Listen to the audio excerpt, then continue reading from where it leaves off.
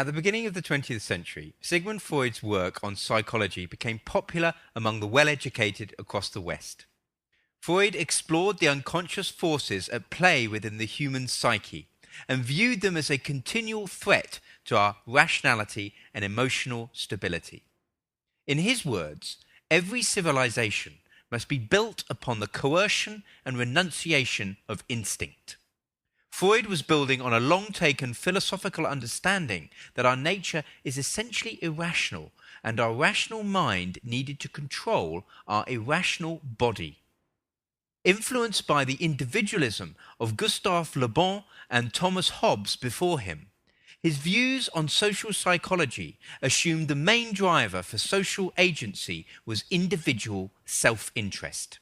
During the 1920s, Freud's cousin, Edward Bernays, became a pioneer in post-war propaganda in what he termed public relations. He perceived that people were innately irrational and self-serving, and so needed to be manipulated in order for a stable, democratic society to work effectively. Public relations used research from university studies and extensive focus groups to gain an understanding of people's desires. In using celebrity advertising, placements in films, and adverts to influence certain desires with the aim of placating the masses. Citizens became consumers to pacify and stabilize in order to ensure effective governing of a largely irrational populace. The atrocities of the Second World War and the Cold War in the 1950s and 60s gave additional fear-based justification for continued investment into psychological research. By the 80s, in America and Britain, both government and big business were engaged in extensive research to understand the values and lifestyles of the public. Celebrity culture formed an important part of ensuring demand was continually propped up by artificial desires. This has led to a way of life which debases us of our true nature and authenticity. Purchasing products we don't really need is good for the economy.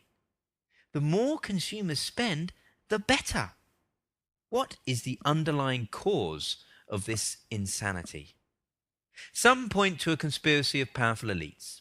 No doubt power and control are prime movers here. Yet regardless of conspiracy theories, there is a deeply ingrained flaw within the mindset of the well-educated in business and government.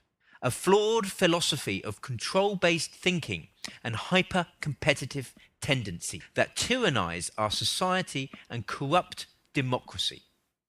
The flawed ideology of consumerism, individualism, and social manipulation is influenced by a perception of life itself being individualistic, self-serving, and highly competitive. This we explore in the next podcast, Dog Eat Dog Competition.